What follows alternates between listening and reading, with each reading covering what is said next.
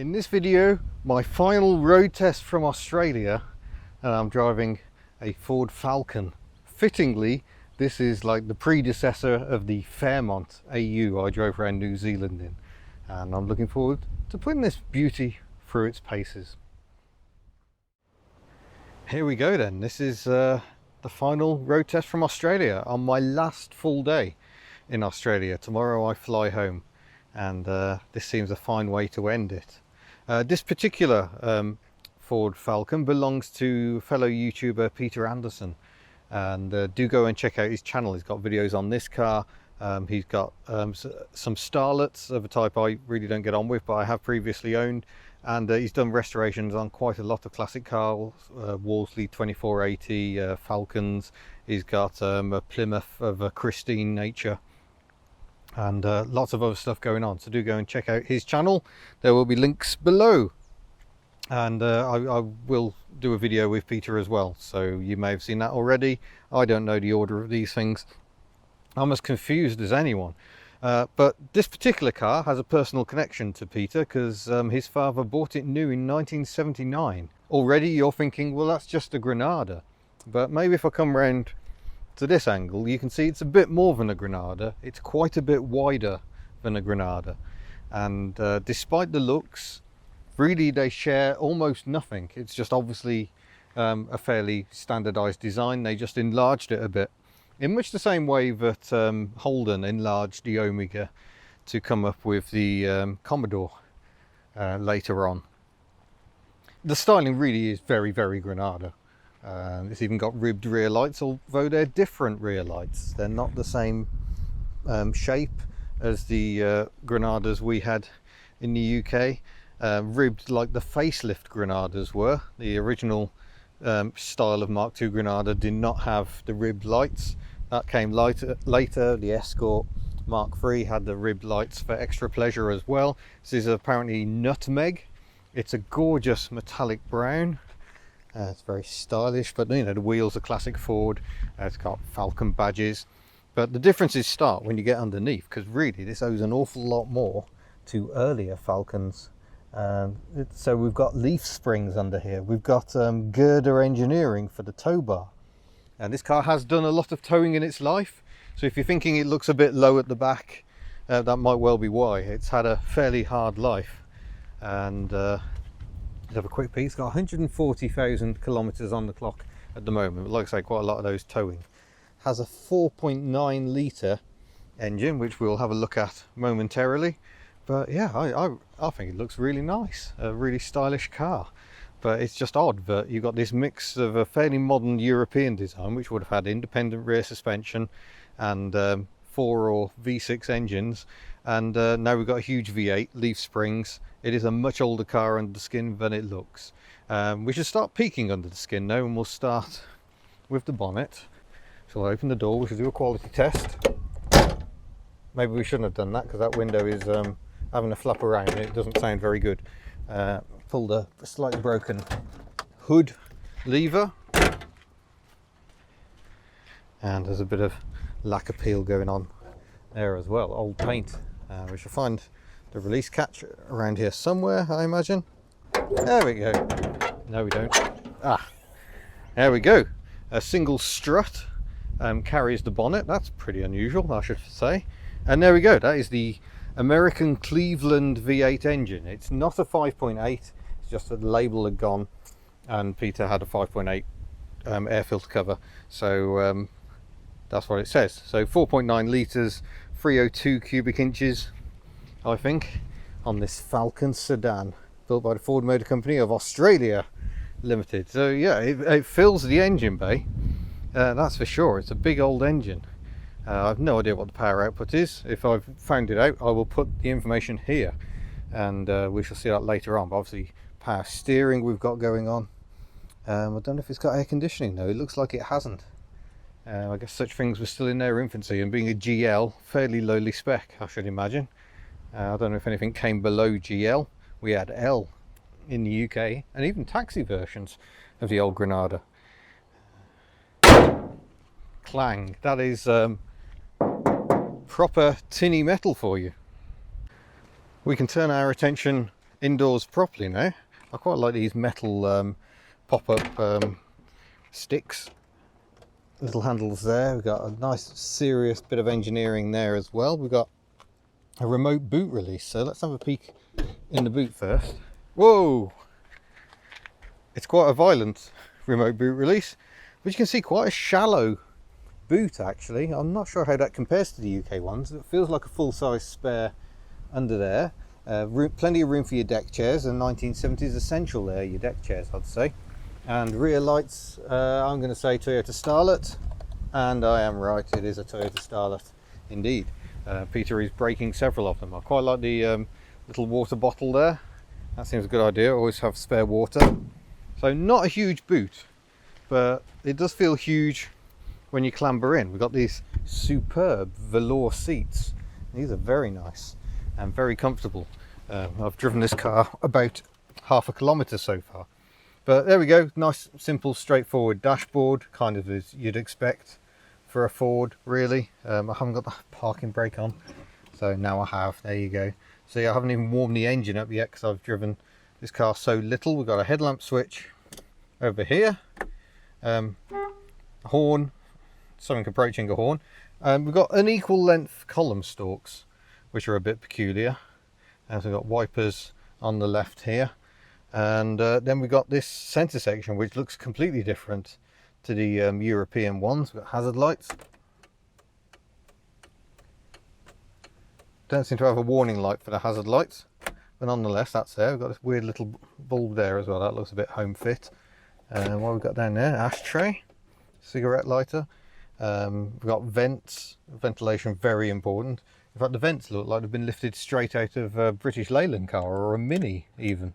But nonetheless, very important to have. Just turn the ignition off to save the car. T-handle on the shifter here. That button goes in, so the buttons are both sides for symmetry, but it's only that button that goes in to go into the various positions. Handbrake not quite holding it apparently.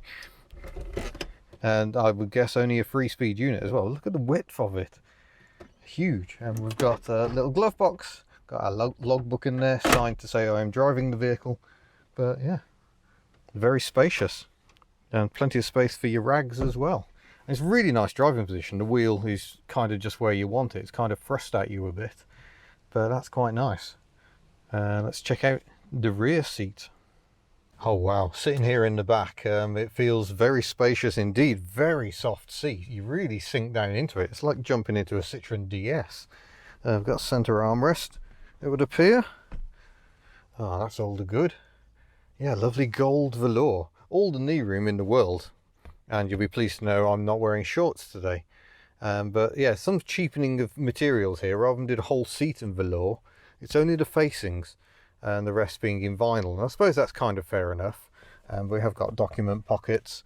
But yeah, mostly it's a question of lots of space. The window, we go all the way down. No, denied. Possibly because the wheel arch really carves into the shape of the back door, so there might not be enough room. And if we jump out, you can see how much of a chunk there is chopped out of the door, because the arch comes up quite high. It's a very low waistline on these, and I don't think this door opens on the outside, so that makes it just like a Leyland P76. And we've got this very solid, I don't know why I'm doing that, it's on the inside, metal louver to try and, you know, break up the sunshine a bit. And I've just noticed I've got these rather lovely lights in the C post as well. That's quite smart. Static seat belts in the back. We've got inertia reel in the front, but I think really it has become time to start the engine. So clamber in, great excitement, clang, and here we go.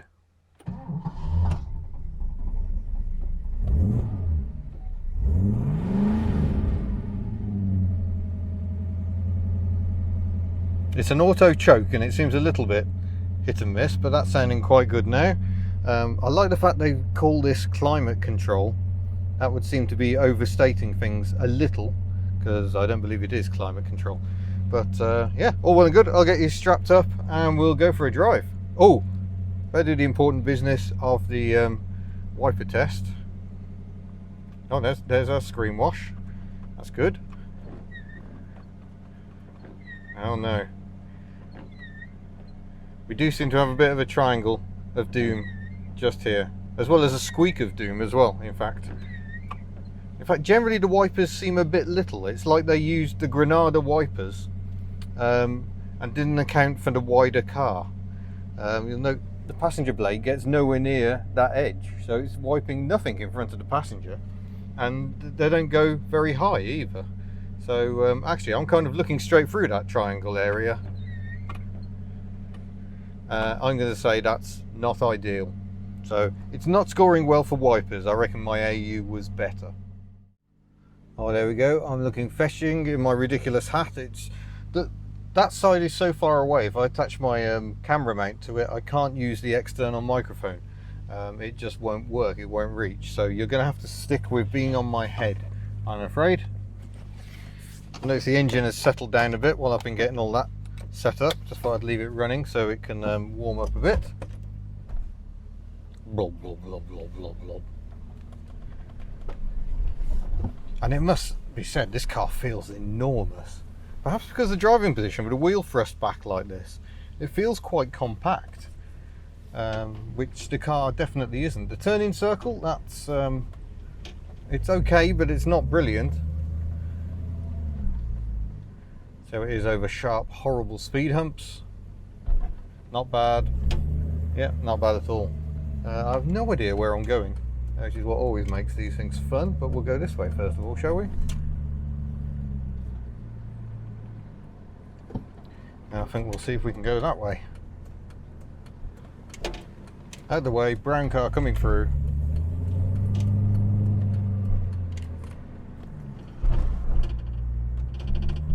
Yeah, ignore the rattling from the slightly loose glass in the door.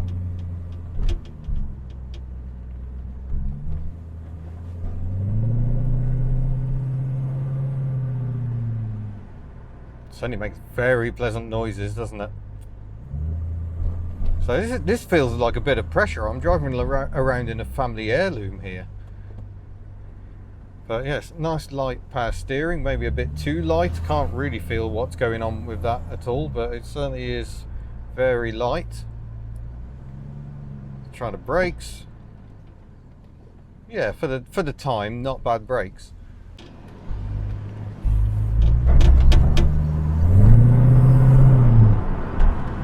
Oh, it makes a lovely noise. That is such a smooth V8 noise. And of course it hasn't actually got that much power, so it's got a lot of torque, but it's not stupidly quick. That's where the saloons rather went. They ended up with hundreds of horsepower and performance you can't use. I'm going to go that way. I believe that will be the most sensible way to go.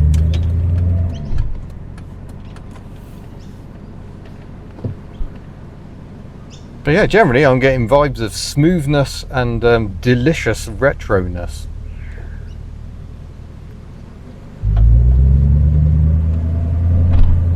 Into second, barely moving. Into third. And that's us done with gears. That's what they were like in the olden days. So we're in top gear.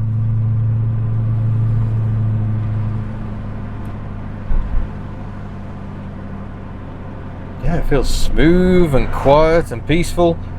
And while leaf springs are hardly the most robust of suspension systems, it's not uncomfortable. It was quite good over the speed humps, I thought.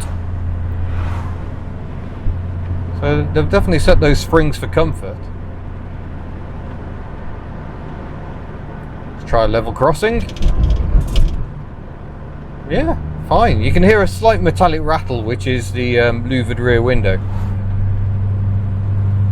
But you couldn't very well use plastic. Plastic would just degrade in the heat. So it's metal or nothing, really.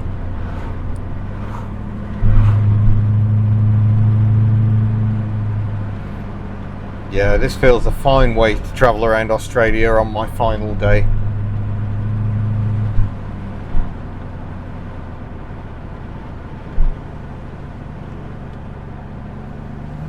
bouffant hair design. Marvellous. Melbourne Firearms. Lovely.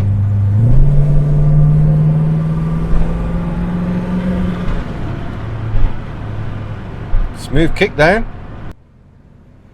Yeah, I'm liking this car a lot. I must apologise for not doing more old Fords and Holdens on this trip.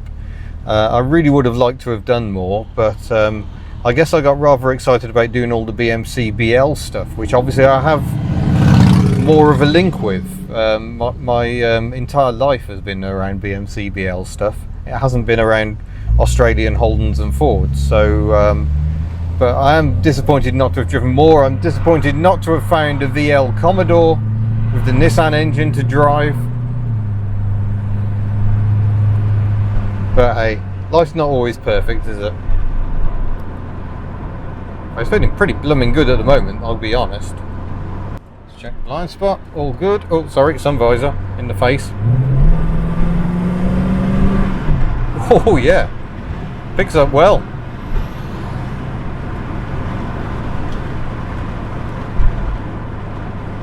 So this is what this car was built to do. It's just sort of waft along in a straight line, and it very much feels the car for that. Like I say, it's just a really nice relaxing driving position. The seat's not too low, visibility is truly excellent because the pillars are so slim.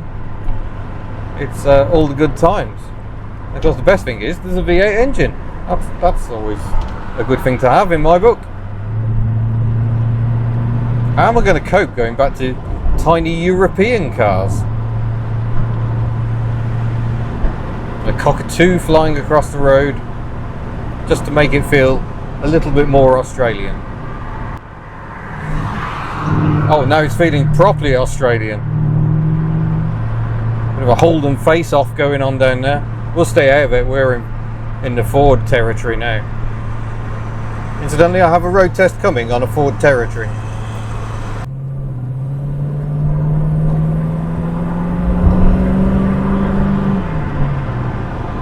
Yeah, it's not an abundance of power, but it's enough. I imagine it would have been quite good for towing, which, like I say, it did do plenty of back in the day. Certainly, hills are no trouble at all. Sticking to the speed limit is more of an issue.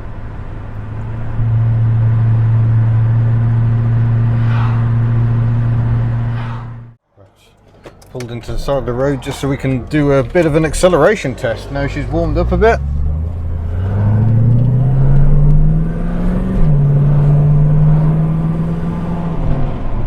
Yeah, it gets to the speed limit of 70 kilometers an hour on this section briskly, without hardship, I would say. That is very pleasant. I'm just not used to this level of torque. It feels tremendous. And the interesting thing about the XD Falcon is when it was replaced by the EA, they did a few facelifts to extend the life of the XD into other versions, the names of which escape me temporarily. But the Ute version they kept making until it was finally replaced by the AU version in 1998. So it had almost 20-year production life, and the hilarious thing is that they just tried to pretend that it was the same. Well, the Ute was the same. They kept fitting the new noses to the front of the Falcon utility to try and make it look more up to date. And I was meant to be driving one today, and I'm slightly disappointed that I'm not. I was meant to be driving an XH, which was the final iteration. That had the nose of the EF Falcon I drove in New Zealand, just crammed onto the square boxy body of this XD Falcon. And they are hilarious looking things. Even more hilarious are the XR performance versions. So if I haven't found a picture, you should go and seek one out, because they just look ridiculous. So there we go, that is the end of the final Australian road test, and I think it was an ideal slice of Aussie muscle to finish us off there. well, American muscle really. Am I allowed to say that? Will I get in trouble for saying the engine isn't Australian? I don't really care. That's kind of the end of the test. And a very likeable package. I'm not sure how likeable it would be in the UK with UK fuel costs, but that 4.9 litre engine is just, yeah, very, very bountiful in the torque levels. So it's brisk, but not earth-shatteringly fast, but it is very, very torque laden. So yeah, a very attractive package, I do believe. So what should I say? Thank you very much for watching this and all the Australian road tests. Naturally, there will be lots of British ones to come. Now I'm back in the UK, which I am at the time of you watching this, I imagine. I'm very interested to know when this video actually comes out, because I've recorded so many videos here. So a big thank you to all the owners for letting me drive their cars, especially to Peter Anderson for letting me drive around in this family heirloom. And yeah, I look forward to seeing you in a future video. Farewell.